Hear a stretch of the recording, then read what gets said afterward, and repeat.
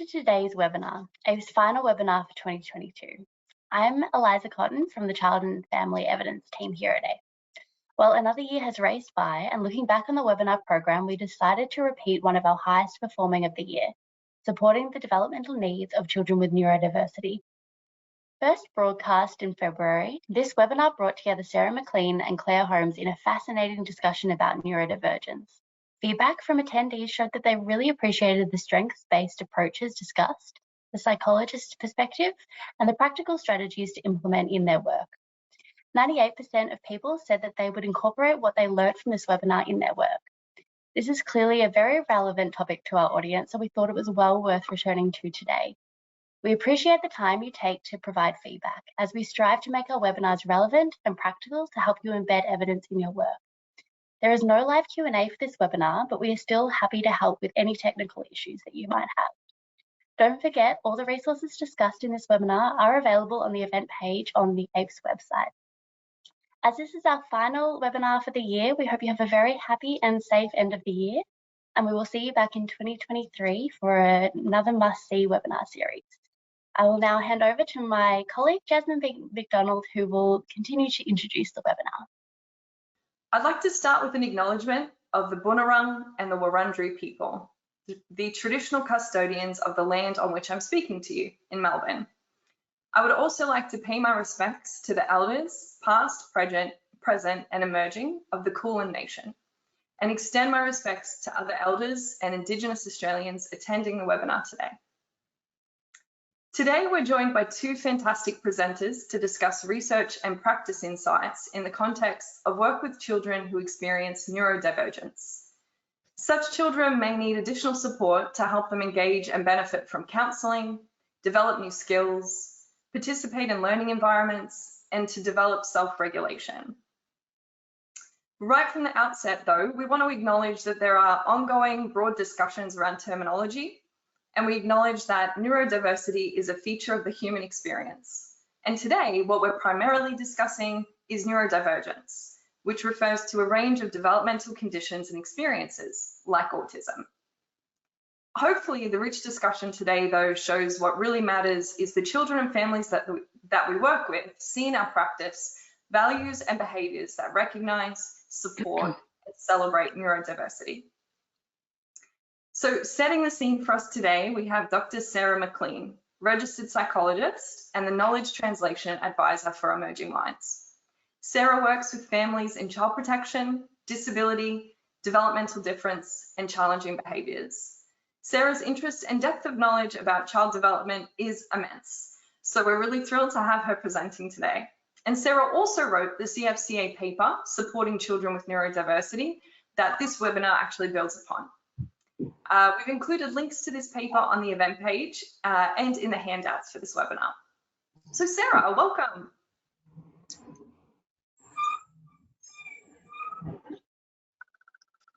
Joining us today, we also have Dr. Claire Holmes, a clinical psychologist at Towards Optimism Psychological Services and part of the Autism South Australia Diagnostic Services team. Claire and Sarah have worked together and share a passion for this topic, and what I think is cool about that is we get to benefit from their shared rapport and knowledge, and for them to cover this topic in a really open way. Claire has a collaborative approach to research and therapy, drawing on individual strengths and expertise to address their needs and support well-being using strategies from a range of therapeutic approaches and, really importantly, neurodiverse affirming principles. Hey there, Claire, and yeah, welcome. Great to have you both with us. Thanks, Jazz. Thanks, Jazz, and hello, everyone, and thanks for setting aside the time to join us today. Amazing. So, as we expected, there is a lot of interest in this topic. So we thank you so much for sending through questions for the presenters when you registered for this webinar. We use those questions to guide conversation and hopefully get to the issues and questions that you really want addressed. It's pretty important to mention that the topics that we cover today could lead you to experience some kind of discomfort or experience a range of emotions. And if that's the case, we just want to encourage you to reach out to your GP for support or reach out to services like Lifeline and Beyond Blue. We've included a list of helpline services in the handout section so that you can easily access those. Okay, so I'm going to throw over now to Sarah to set the scene of what we're going to discuss today. So yeah, Sarah, over to you. Thanks, Jazz, and welcome everyone. My job to start with is just to really do a bit of scene setting around neurodivergence. I'd like to talk a bit about what the evidence, transdiagnostic evidence suggests are the important areas of difference involved in neurodivergence, and so provide a bit of an overview and introduction to the topic before we move on to autism more specifically. As I think Jazz mentioned, we're going to be talking about neurodivergence in a more in-depth way, and Claire's going to be talking a bit more about how neurodivergence is defined and understood in the autism research community, but also in the autism lived experience community. So that's an important thing to cover, but my job first is just to do a little bit of scene setting around neurodivergence and what the research suggests. So looking transdiagnostically, what the research suggests to us is that there are 3 broad areas of developmental difference involved in neurodivergence of all sorts. Autism, but also other forms of neurodivergence or other conditions associated with neurodivergence. So it's really important for us as adults in children's lives to be able to recognise and respond to neurodivergence in children, because we know that children who experience neurodivergence are at more risk of, over time, developing behavioural, mental health and social difficulties if we're not able to provide them with the support that they need. It's also really important to recognise that neurodivergence comes with a whole set of strengths and as well as a whole set of challenges. And typically, as a psychologist, an allied health professional or a teacher, it's the challenges that bring children to our attention. So it's important to name those challenges. The other thing I'd like to say right at the outset is that the way that I understand neurodivergence, and I think Claire would say this as well, is that we very much frame neurodivergence as a social construct rather than a medical construct. And what that means is that neurodivergence is not inherently problematic, but it can become problematic for children if we as adults, we as services, schools, systems, aren't able to respond to kids in the way that they need to maximise their development and their opportunities in life. So therefore, it's, I would argue it's really important for us as adults to be able to recognise neurodivergence. And fortunately, neurodivergence comes with some pretty clear behavioural, social and learning kind of indicators. And I want to touch on those first before we move on to a deeper discussion about autism spectrum disorder. So if we look transdiagnostically, so setting aside diagnostic labels, there are 3 broad areas of developmental difference typically involved in neurodivergence. And that's true whether the neurodivergent child has a diagnosis of autism, whether they have a diagnosis of a mental health condition such as OCD, or whether they come with a set of developmental experiences such as, complex trauma or early developmental trauma, early adversity.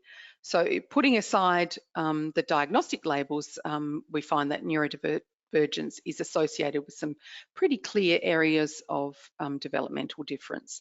And those areas come with behavioural, social and learning indicators that we can really learn to pick up on as adults and give us a clue that we might need to support the child in additional or different ways. Okay, so the first of these broad areas of developmental difference is that neurodivergent children frequently have differences in the way that they process information in the world. The easiest way to recognise this in children is the child who has difficulty with managing, directing, redirecting, focusing, their attention, whether it's in a classroom or a counselling type or a therapy type environment. And the other clue for us is the child who has challenges around cognitive flexibility. So in the case of autism spectrum disorder, these challenges or these additional support needs might look like a preference, a need for additional supports when switching attention from task to task, a need for some additional supports around transitioning, a preference for deep and kind of narrow focus of attention, possibly, rather than a broad focus of attention that we often demand of kids, a preference for black and white thinking, a preference for structured over unstructured, predictable over unpredictable environments.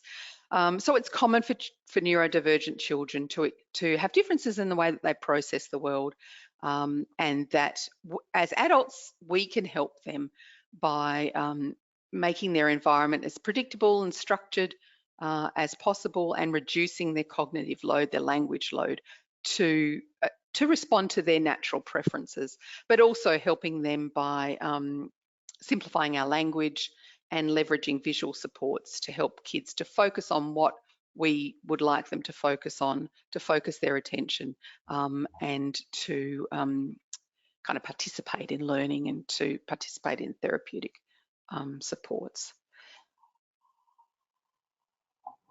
So the second broad area of developmental difference that's common with neurodivergence is differences in the way that the child's inner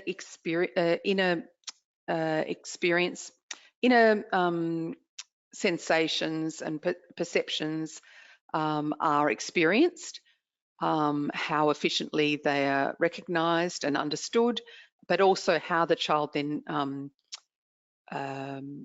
interacts, accommodates, registers, processes, integrates, synchronised with the external world that they're involved with. So we can easily recognise clues that neurodivergence might be present for kids when there are emotional regulation difficulties, sensory regulation difficulties, and possibly also sleep difficulties. So in the case of autism, that might look like a child who needs additional supports to regulate, who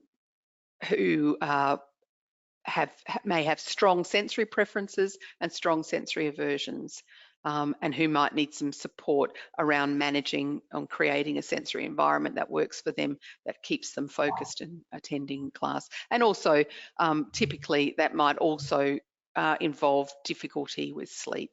And I think we'll probably touch on that a little bit later when it comes to autism, a discussion of autism more specifically. So, so it's common for children who are not neurodivergent to have differences in the way that they experience, register and understand their inner experiences, but also differences in the way that they experience the external world, the impact of the sensory world, and also the impact of social demands that we place on them. And we can help them by supporting them to develop their capacity to understand themselves, their own internal experiences, but understand what kind of environment that they need to manage best in a schoolyard, it's in a school environment or in a therapy environment. And that often involves, you know, creating a predictable, structured environment, involves understanding sensory triggers, building in sensory diets or sensory and behavioural strategies to manage that. And particularly in this area of support, it's really, I think, very important for the professionals involved to be able to be on the same page, to be able to share and collaborate their learnings about, share with others their learning about the child and what the child's learned about themselves, but also to focus on strategies that are, I guess, portable or transferable. So strategies that will work for both the school environment and the counselling environment and the home environment. So it involves a lot more collaboration than possibly many allied professionals are used to. And then finally, the final area of developmental difference is really, it's common for neurodivergent children to have additional challenges around picking up, learning new skills and behaviours, particularly adaptive behaviours, developmentally appropriate living skills and self-care skills, but also social strategies that other children might pick up more intuitively or implicitly without explicit support.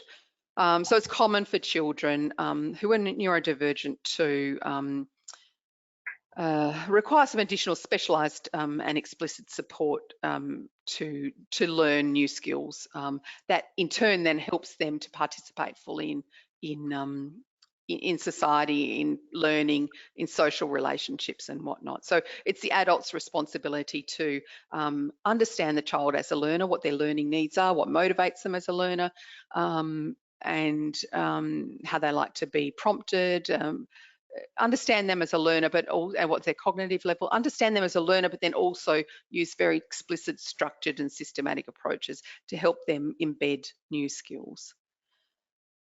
So that's a bit of a overview of the three areas or the developmental domains that are quite commonly different in children who are neurodivergent, and some of the clues that we can pick up that neurodivergence might be present.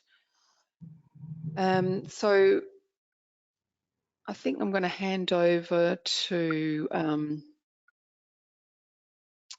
Claire now, who's going to go through some of the terminology that's important to understand in working in the autism community. I think, Claire, if you don't mind, could I just start a bit of a conversation? Because I just want to acknowledge what an awesome intro that was, Sarah. You covered a range of things there around regulation that's really fascinating, and highlighting the point that this is a nuanced area. It's quite complex. And I particularly appreciated and wanted to emphasize you talking about the social construction and also the strengths of the people that we're working with in this area. And just because we happen to see them at a time of challenge, it doesn't mean that we shouldn't be also acknowledging that strength. But the part I want to jump on and bring Claire into this discussion, and this is a brief one, is who's on your multidisciplinary dream team of working with clients in this context? You know, you both have a psych background. Who else do you bring to bat with you to support people in this space? So many different people. Thinking about various people I support, we can have, occupational therapists, speech pathologists, social workers. Sometimes we have play therapists, the education team, your wellbeing team. It's just, we've been missing many. It's just, you want to have as big a team as relevant to that person as possible, I think. And teachers and parents are important players in that as well, or foster parents. And I guess what I've learned, time is a precious resource for everyone, and particularly for families. And so it's really, I guess, our responsibility as professionals to make sure that we're all speaking the same language and working. So I need to, as a psychologist, if someone accesses me on the NDIS, I want to understand what the occupational therapist is working on.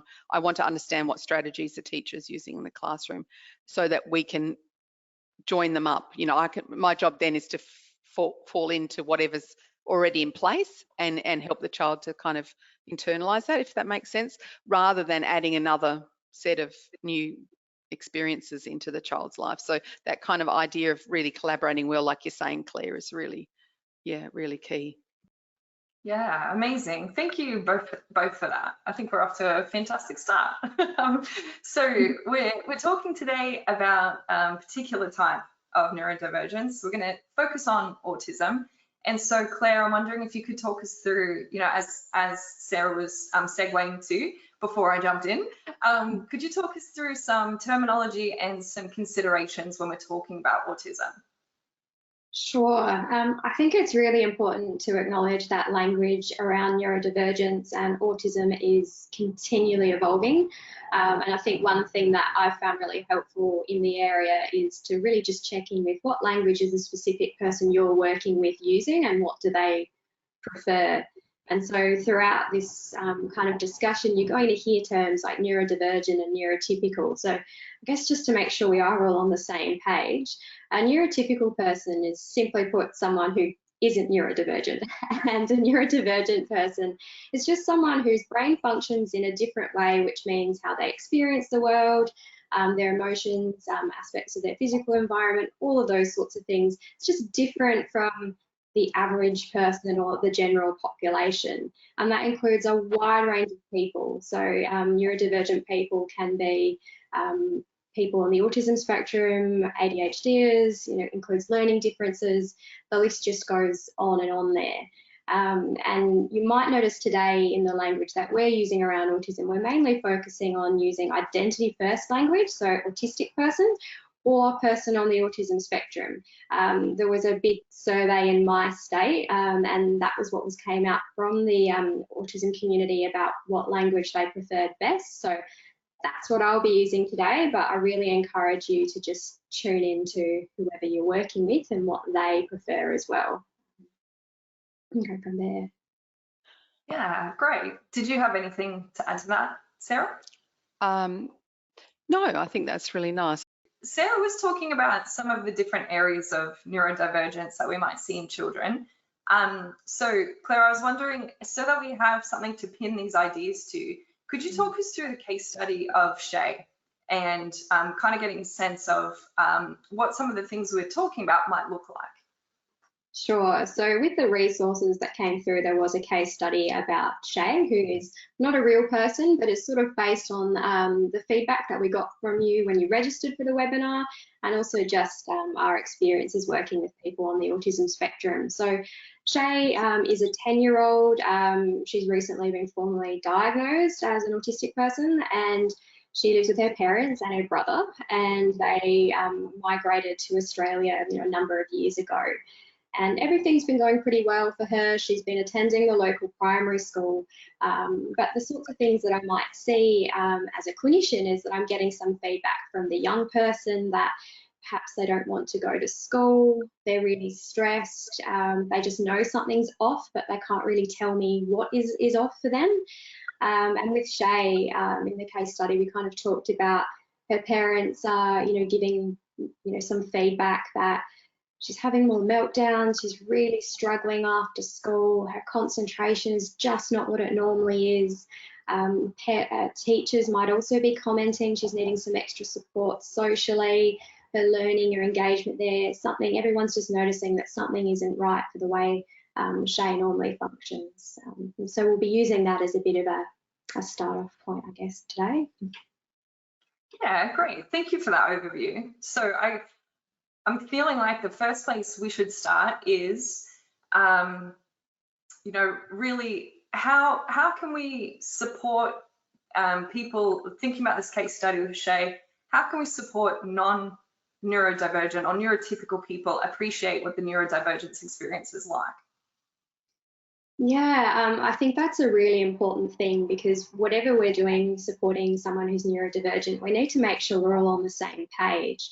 So say, for example, if I was starting to work with Shay for the first time, I'd really want to explore neurodivergence, what that is, what that means for Shay and her family, and really just acknowledge that it's about difference. Because unfortunately, sometimes the neurodivergent kids that we might be supporting as a parent, as a teacher, as a therapist are getting messages that because they're neurodivergent, they're wrong or they're broken, or just that the way they exist is wrong, and they're really harmful, unhelpful, wrong messages.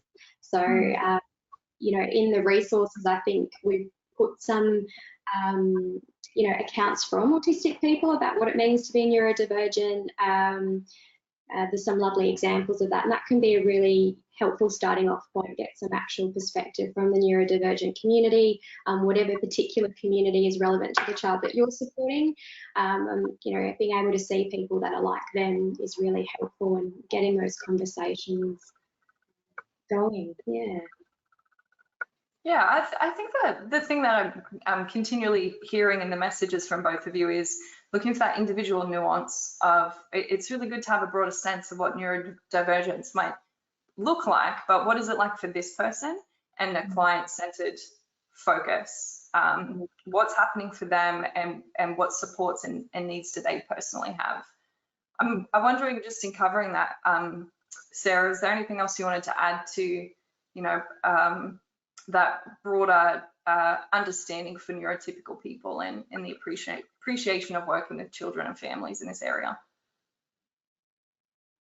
No, I mean, I think Claire's covered it really nicely. I think, and you saying, highlighting it really is about the child's experience of that, and yeah, just spending some time you know, like understanding the child's perspective. So nobody is textbook, you know, across all the diagnostic criteria of you know, autism. Say we're talking about autism today, so no one has all of those experiences, and some things are more present and or impactful for a child than others. So understanding the child's experience, but also understanding what's important to them right now about being neurodivergent. What is the most important? Is it friendships? Is it, you know, getting in trouble at school, or is it not being able to sleep, or what's going on for them right now that we can help with? Yeah, and appreciating, you know, those things you're touching on have developmental appropriateness at that age anyway, but have unique aspects that are going to come along with the experience of neurodivergence. So it's really interesting. Alrighty, I'm thinking we should jump in and start thinking about self-regulation. What tools do you have in mind or that worked from practice that the practitioners who are joining us today can try out? There's a few things that I think we could share today, things like paced breathing, progressive muscle relaxation even, and some sensory and stimming breaks. But I think before we dive in at that level, it's really important to acknowledge that whether you're a parent, an educator, a clinician, you might be in the position where you're pretty sure you're working with someone who's neurodivergent, but maybe it hasn't been confirmed yet, but they're experiencing self-regulation difficulties. And I do think that even at that point, we can still come in and we can help with some of the strategies that I can run through, just as long as we take that idea of presenting these as options, really tuning into the young person, checking in with family and teachers about how the strategies are working, and just modifying it to suit the child, and definitely trying to refer on to other services as well for assessment, or, you know, OT to investigate what's happening.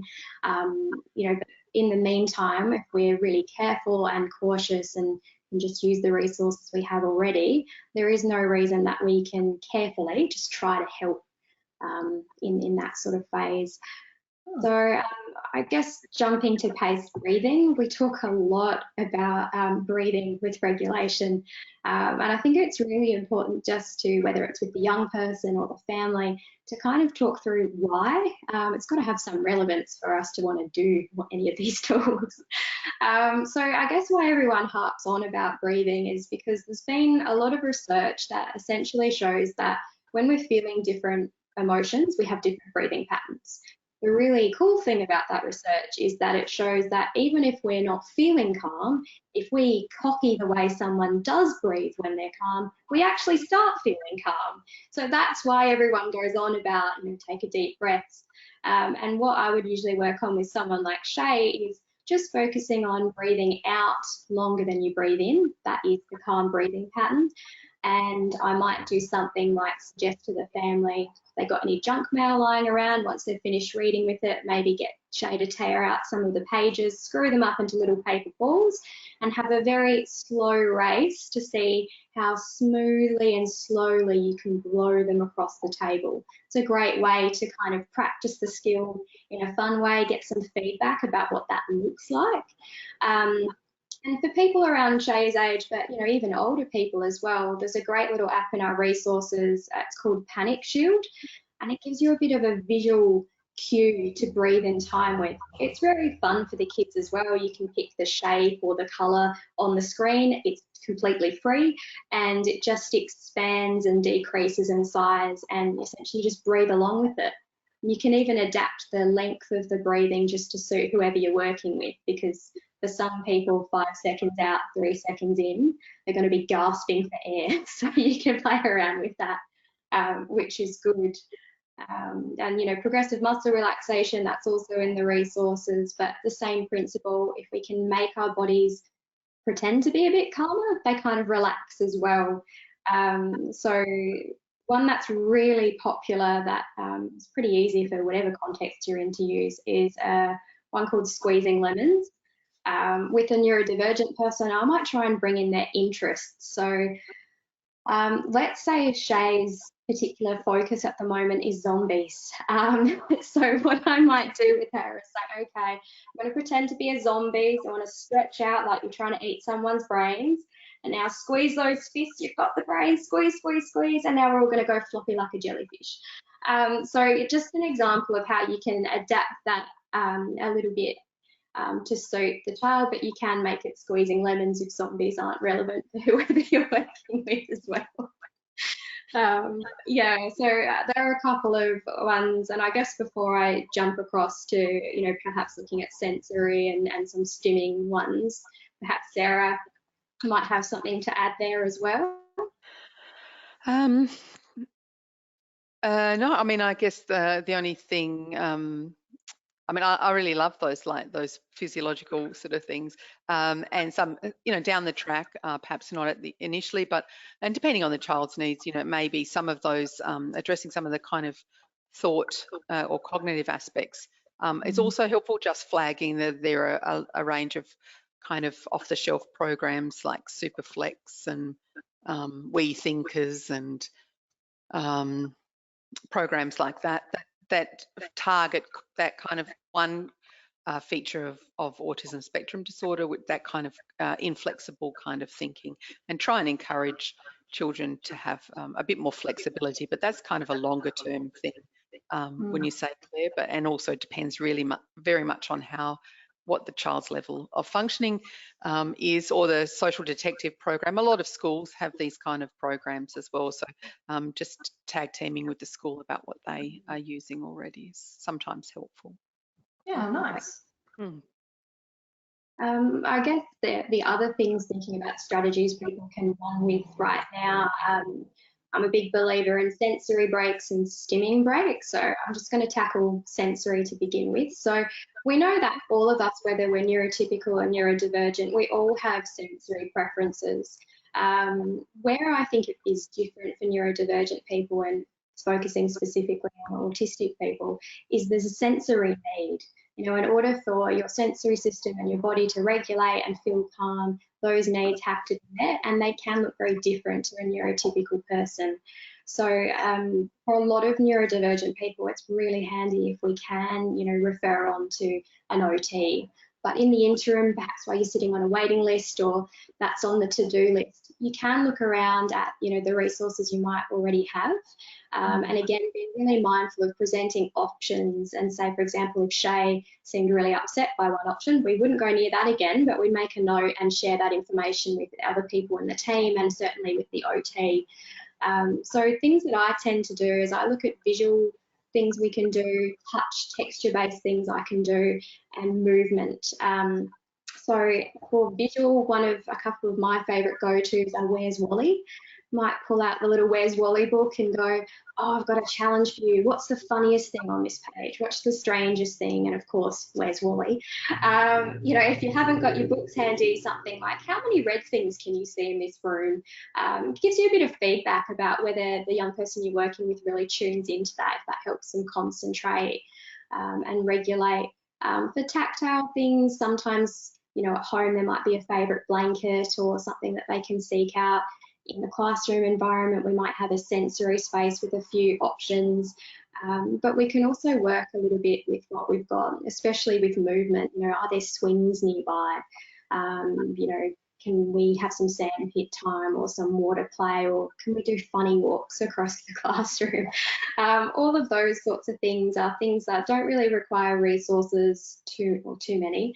And as long as you're tuned in with, you know, the mobility capacity of the child and, you know, any relevant safety issues, things that you can maybe just try and monitor and start with that. And scheduling those kind of breaks across the day can be really handy. So for Shay, you know, if I was getting feedback from her educators that, you know, she's really struggling in that last couple of classes of the day, I'd be making sure we have a sensory break before, during and after that period of the day, just to sort of help her regulate. Yeah, and I guess skimming is a similar principle, but I'm mindful that not everyone necessarily knows what stimming is, and there are sort of slightly different definitions. So what I'm working with today when I'm talking about stimming is sort of repetitive behaviour. So that could look like sorting, collecting, taking things apart. It could look like playing with words and sounds. It could look like motor movements, so kind of those classic ones we think, like spinning and rocking, but also finger flicking, fidgeting, all of that. And also sensory seeking behaviour. And they're really, really innate, useful regulation tools for people on the autism spectrum. Sometimes they can communicate to us neurotypical people, you know, Shay might be feeling a certain way, maybe she needs some more supports, and they can also be inherently soothing. So having, you know, options and scheduling some time to do that is really helpful. Sometimes that can be a bit logistically challenging at school. So in the resources, there's a great little YouTube channel called Way to Stim Wednesdays, and it's fantastic. And someone on the autism spectrum explains stimming, gives you all sorts of ideas, and even has one about how can I stim in a library, you know, and what are all the options if I've left my usual fidgets at home. So it's really great, and it's useful for those occasions where, you know, if there's a safety risk, we might need to present an alternative way of stimming, where perhaps at home that might be something that would be maybe supporting someone like Shay to do after school to help with that recharge and reset after a long day. Yeah, really practical examples, and I like that in context. What do I have around me that I could use in a library? I think that's a really nice example. And I love that you found a way in your practice to include Where's Wally and zombies. That's impressive. I love it. You've already started talking about this, Claire, but I was really interested as you start to talk about what does this look like in a school context. And I want to kind of throw back to what Sarah was saying around structure. And I was wondering if you might talk about that a little bit. Yeah, definitely. So if we take Shay for an example and say that, you know, as a parent, as an educator, as a therapist, we're starting to get feedback from Shay at the start of the term or towards the end of the school year, that last term, that all these sorts of things are coming up. For me, I kind of think it's probably the least structured and predictable part of the entire school year is term 1 and term 4. So in a school context, I might be trying to liaise with parents and educators to see, can we find out when PE day is? You know, we might not know the class who's in it yet, or who the teacher is, but can we find out where they're going to be? Can we give that information to Shay? You know, and in term 4, when things sort of get a bit more unstructured towards the end of the year, it might be trying to create, you know, some visual schedules or some sense of predictability, or even, you know, actually creating some routines that give Shay a sense of control, even if it's what she's having for breakfast in term 4 on a certain day, or every day after school she does a certain thing. That can give that predictability that Sarah was touching on is so important. What about other aspects for the two of you in terms of those social breaks? You know, you were saying that recharging, that you might focus on when Shay gets home from school, but what do you think is the capacity, or what does that look like in a school context? I might weigh in first. Sorry, Sarah. Sure. I think with that one, I think what I really try and make sure everyone's on the same page with is that neurodivergent people have different social capacity. So I'd be really working with Shay to find out, you know, what's the sweet spot for her? Does she want to be playing more with the kids during break time, or is she quite happy and needs her space? Are there aspects of the way we're communicating with her in the classroom that are challenging? You know, so social breaks might be things like, as an educator, being mindful that let's not ask for eye contact unless it is absolutely necessary, because a lot of people on the autism spectrum report it's physically painful. That's not helpful for concentration or engaging in learning. It might be that if we're actually, our learning goal is, I don't know, learning about the planets. If that's the learning goal and the learning goal isn't working with other people, we give Shay that option. Well, you can work, if you like, with someone that we know she gets along with and feels trust, you know, trust and comfort with. Or maybe you can do this yourself and give her some options. So if she's starting to feel a bit overloaded, she's got some choices where she can sort of still do the work, still engage with the curriculum, but do it in a way that's not going to completely overload her. Yeah, anything else you wanted to add to that, Sarah? In relation to the school environment, I think we go into that in more detail in the paper, but basically, what can you do to make the environment as structured and predictable as possible? And I think early educators are really good at this. Everything, you know, lots of things are made explicit for kids, and it's a really a good thing to do. We need to, I think about, you know, how can we support transitions for kids like Shay, you know, so transitioning out of the classroom into lunchtime, unstructured setting. What can we give her to do so that she can feel like she knows what to do? Sometimes we give, you know, we can offer 2 choices of what game she can play at recess or lunchtime. So, so supporting transitions between class, from class out to the unstructured play area often is quite challenging for kids. So giving them a transition task for young kids, transition songs and transition objects are really good to use. And just anything we can do to reduce the cognitive kind of load for them. So even sometimes, you know, kids have meltdowns when they come home from school, and it's all been a big day, and it's, you know, quite overwhelming. Sometimes I've found it helpful just, and that it's easier in younger years of schooling to have those you know, send pictures home to the parents, so the parent's not still gets a sense of what's gone on in the day, but the child doesn't have to then, you know, engage in a big reflective conversation about how was school today. So it's little things like that supporting the transitions between different environments, I think, can be helpful, and something we quite often can miss in a busy life. Yeah. That's a really practical example of what you were saying before of who's my dream team in terms of multidisciplinary approach.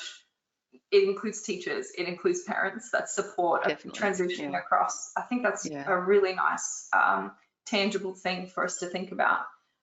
Claire, I jumped in because I got excited, and so I'll throw it back to you to see if there was anything else, if that school context that you wanted to highlight. Yeah, I think a couple more things. Definitely what Sarah said, those transition points are really crucial in providing those supports there, and it may be that coming back to the classroom after a break is a good time for a sensory or a stimming break.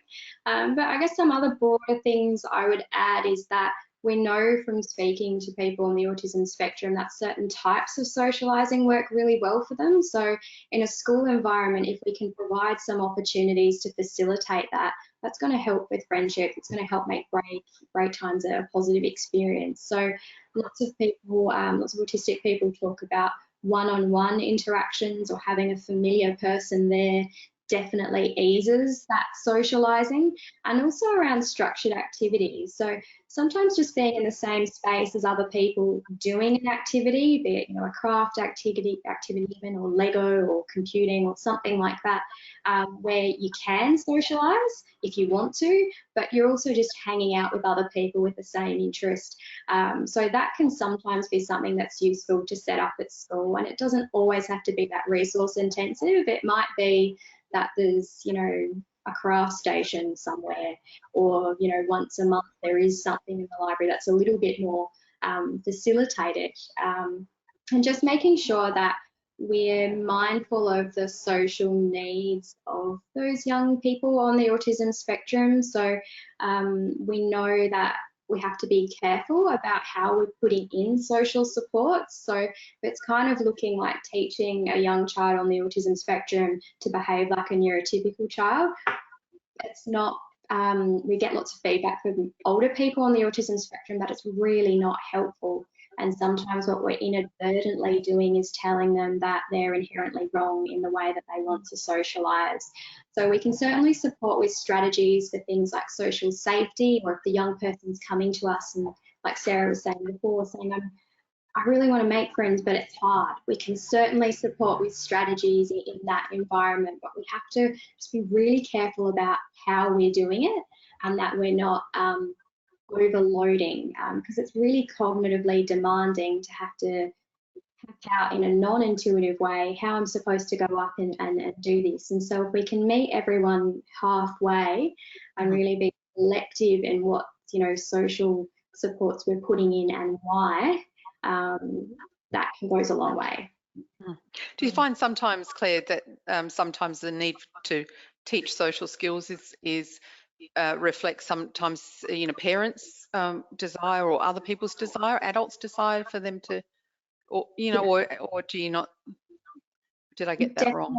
No, I definitely, and I understand where it's coming from, because it's usually coming from the place of, I want my child to have really fulfilling and rewarding social relationships. Yeah. We all want for our young people. Of course, yeah. And sometimes that can be challenging, especially when you're neurotypical, and we might have a particular idea about what that should look like. So it's not that, I think just the how and the why of how we're supporting things socially matters. And I'm not saying that we should never ever teach a social strategy, but we need to think about the pacing of it, the reasoning behind it, and that it's nice and flexible, that it's something that if we teach this one idea, it's going to be something that you can lather, rinse, repeat across different contexts, that, you know, instead of someone being, you know, trying to keep in their head 7 different social rules, that's exhausting. So it's just keeping that in mind too.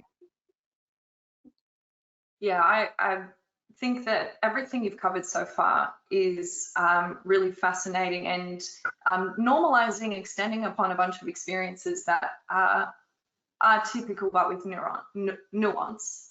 We're all exhausted at the end of the day, and if someone said to me, here's 7 things that you have to work on today, no. So there's practical tips, and appreciating that what we need to do is be flexible and adjust, not just expect adjustment on behalf of the young person that we're working with. I'm really excited now because we get the chance to go to the questions that are coming in from the audience. Yeah, there's a lot here that kind of really naturally extends upon what we've been talking about. One of the first ones I want to throw to the 2 of you is what maybe with the SHE case study, what cultural aspects might you be taking into account with the work that you're doing? Definitely. I think coming back from that, those early conversations we might have about neurodivergence, I think at that stage I'd also be checking in with any family, but also especially if I know there might be a cultural difference compared to my experience. You know, what does autism, the word autism, mean to them, or neurodivergence, or what do they think of other words they might be hearing, like disability or difference or assessment or diagnosis?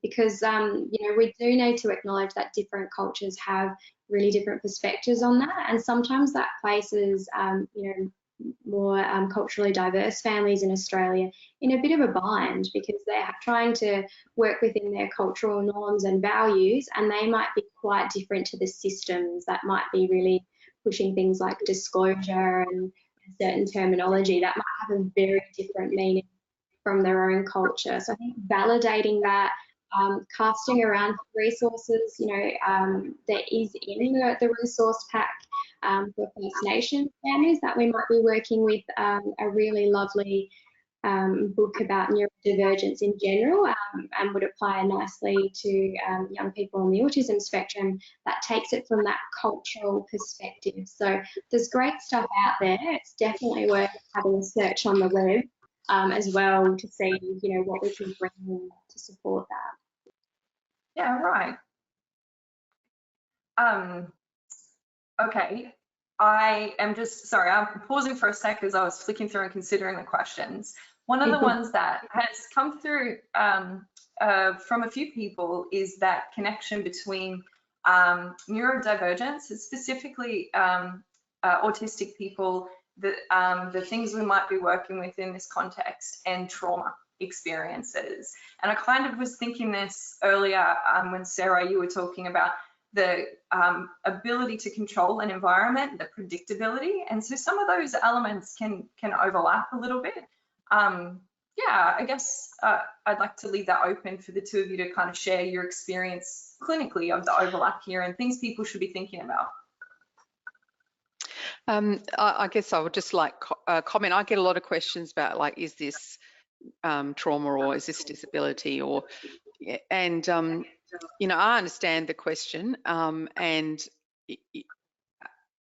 I would also say alongside that is sometimes we really won't ever know what a child's background is. Certainly in the space that I work in out of home care, we may never know the complex experiences that children have had, and so I find the dichotomies sometimes, this or this is actually not that helpful, and so that's kind of my reasoning for kind of taking a transdiagnostic approach in a way, because it kind of like cutting through whatever the label is, or accepting that we may never know what the experience are of a child.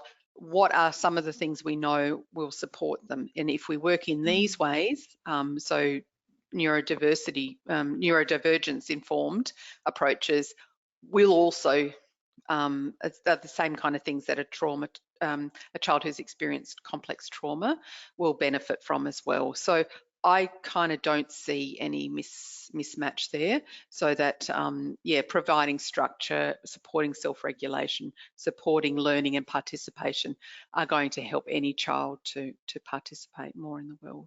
Yeah. Does that make sense? Yeah. Oh, it absolutely does. Yeah. Claire, did you have anything you wanted to add to that?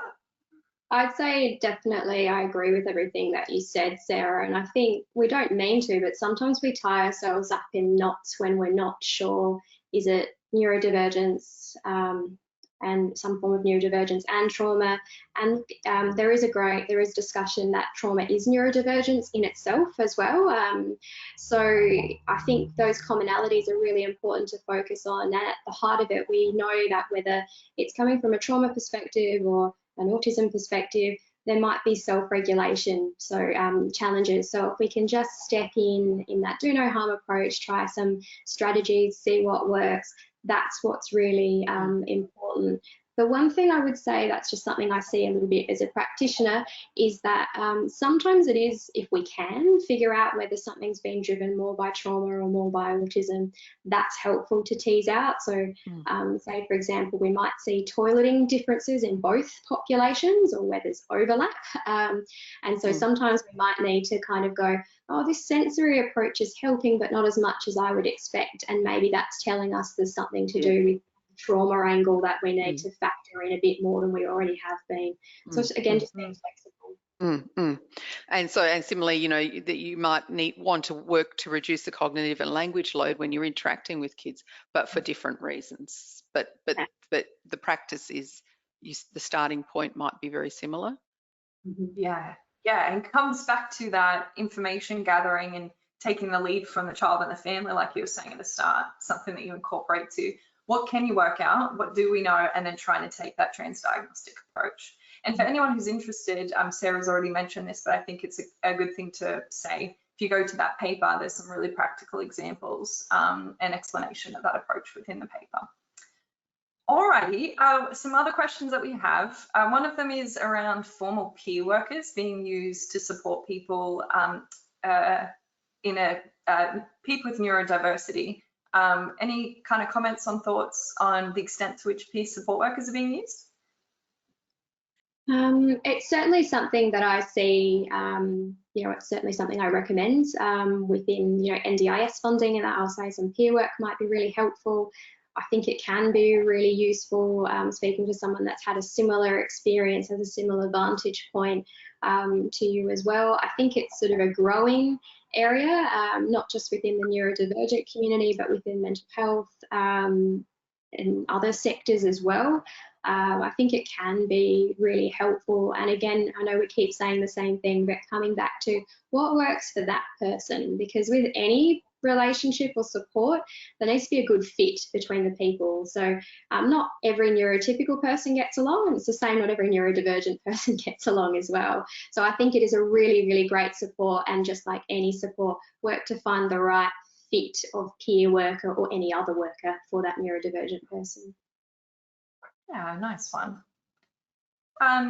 We also have people wondering if there's a specialization within psychology of the kind of psych that would work with people living with neurodivergence, or is a referral to a general psych going to be okay as well? Do you want to start off with that one, Sarah? I don't know if you have a view on that, but yeah, to me it's more about the skills of and the attributes of the person, and the willingness to work in different way, I suppose. Yeah. What would you? Yeah. Sorry, Claire. Do you think? I think that's in a nutshell. It's more about how you do things. The what you do matters as well, but how you do things. So there's no psychology. Your standard psychology training program does not specifically teach you about in great depth how to support neurodivergent people. It gives that grounding so that people can go on and do further training in the areas they want to work in. So I think it's really, it really doesn't matter what type of psychologist. For example, I'm a clinical psychologist, but I work with absolutely amazing general psychologists who are just as qualified. So I think it just depends on asking them about what they work with. And we do know that some forms of, for example, mental health therapies, looking at the autistic community specifically, we know that some autistic people will respond better to things like ACT or than say CBT, but again, there's variance there. So I guess really, as long as you're with someone that gets neurodivergence or is, is constantly working on that and working with you as a team, you're probably onto something good. Yeah, nice one. So just looking at the next question, this one I think is for you, Claire. We've got some people wondering about, what we've been talking about today is self-regulation with Shay, and that's for, a younger child. What do you think are some of the things to take into account when we might be working with older children or with adolescents? Yeah, that's a good question. I think when we're working with older kids, there can be that that we're trying to move them towards managing things in an age-appropriate, more independent way. And sometimes, particularly if you're working with adolescents, they want to be taking more ownership of their self-regulation as well. So sometimes ways of making those prompts less person-dependent, a bit more external. So I've had some people that I work with will use things like reminders on their watch or their Fitbit, or we might try and work with them and go, okay, at lunchtime maybe you can try this strategy, or in the last lesson of the day you can try that strategy. Just some things to kind of cue them in, either to just to check in at that point or to use a strategy, and maybe to have some sort of external cue that they can be in control of, with some alarms or some reminders that just prompts them to do that, as a way of supporting increasing independence with using some of those skills. Yeah, great. Those really nice examples. Okay, I'm just checking out for another one. Okay, this one, Sarah, I think is for you. I'm wondering if you might be able to talk through some of the things you take into account or focus on when you're working with and supporting parents. I think working with parents, I think the distinction when you're working in the neurodiversity space is around, as psychologists, we're often trained to work in short-term interventions, very focused on a diagnostic category. When we're working with families where neurodiversity is there, we're looking at a long-term relationship and walking alongside the family. So for me, it's really important to meet the family where they're at as the first instance, So working with parents about what's really important for them right there in that moment. And for parents, it's often about safety or it's about sleep, because when a child doesn't sleep, and sleep disorders are extremely common in amongst neurodivergent children, it's exhausting for the family. So it's very hard for parents to parent in the way that they really want to when those kind of things are getting in the way. So often we will address those kind of things first, as a way that I can value add to parents. Otherwise, why would they bother coming back to me? So that's the kind of first thing. Accept the parents, accept the family where they're at, meet them where they're at, and then I would next prioritize kind of relationships in the family. So sibling relationships particularly, and often refer families to Siblings Australia, because often siblings do, with the best possible intentions, inadvertently get overlooked. And then the other thing is helping families to work with time. So families are very time pressured, so supporting them to leverage their resources that they might have under NDIS in the best possible ways. What can they outsource to people that really doesn't matter, and what do they really need to focus on to have quality relationships with their kids? And I can help with that often as a psychologist by coordinating all the professionals and making sure that parents aren't engaging in stuff that they really don't, that's really not a good use of, or could be outsourced to other people, I suppose.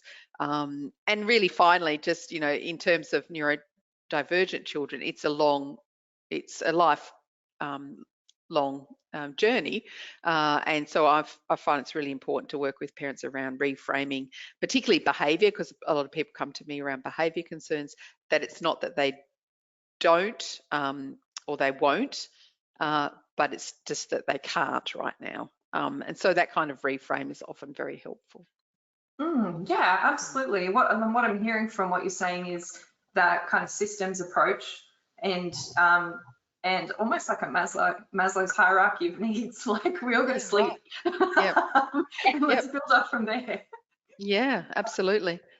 Yeah. Alrighty, we also have a question here that I think I'll throw to Claire, and it's around, I guess, those therapeutic considerations, or what you take into account in terms of gender and neurodivergence. Yeah, definitely. So that's a big topic. And I guess whatever population you're working with, gender informs most, if not all, aspects of our lives in some shape or form. So I think it's something that's really important to acknowledge and to work with. So thinking about autistic people specifically that I might be working with, we also know that there is a high incidence of gender diversity, so outside of that gender binary. So things like, being mindful of checking in with pronouns, things like, you want to sort of be with people that have a similar experience as you as well. So sometimes my role can be a bit about linking in, females with resources, like the Autistic Women and Non-Binary Network, which is an organisation run by autistic people that shares resources about non-binary and female gender and how that presents to them from their experience. And also, I sometimes will work with, it might be about finding parenting resources that's about dads or mums and how autism comes into that. So it's just trying to help people link into the communities that are relevant to them, and just keeping in the back of our mind that gender is part of the human experience, and so we need to accommodate that too. Yeah, great. I think there's some really nice considerations there for people to take into account. Thanks, Claire. All right, I think this might be our last one for today, and I'm going to throw it to you, Sarah, lucky last. And this one is around, I'm kind of linking a question to something I was thinking about with the paper. And in the paper, you talk about attention and cognitive flexibility challenges that neurodivergent children might face. And I'm thinking in the therapeutic context, when you're working potentially one-on-one with a young person, kind of seems to me like some of those things you are highlighting as challenges in terms of attention and cognitive flexibility that the young person might face in a school context or in a family context similarly might impact or be a first barrier in your working therapeutically. So I wondered if you could talk us through some strategies that you use, maybe specifically around communication style, to really get that therapeutic alliance working. Yeah, sure. So my kind of motto is structure, simplify, before, and then move on to scaffold. So I've got the kind of 3 S's. So I guess more than I guess we're trained to ask open questions and reflective questions in counselling. So for me, that's it's really important to not do that. So it's important to try to break down complex reflective skills into very concrete decisions. So into a more kind of manageable communication style, so kids can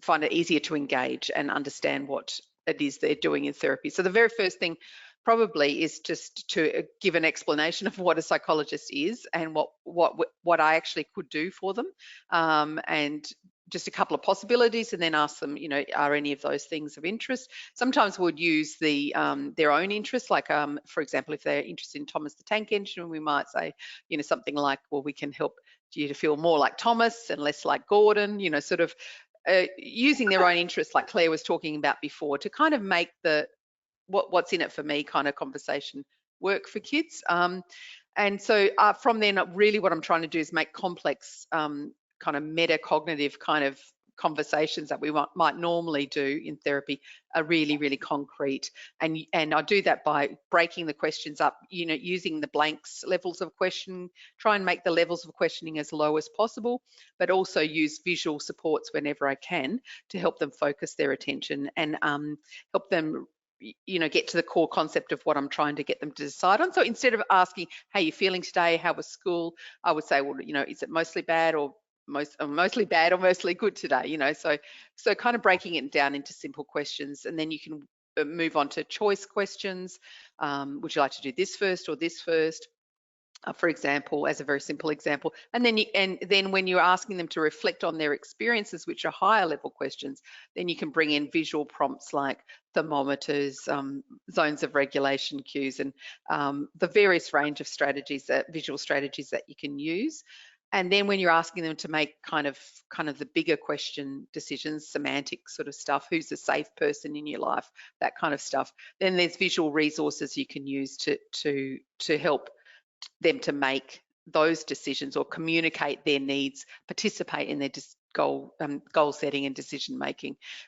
For example, you can use safety circles, you can have tokens that they can vote. Dad has so many tokens and mum has so many tokens, or who's the angriest person in your family? Dad has 5 tokens, mum has 6 tokens.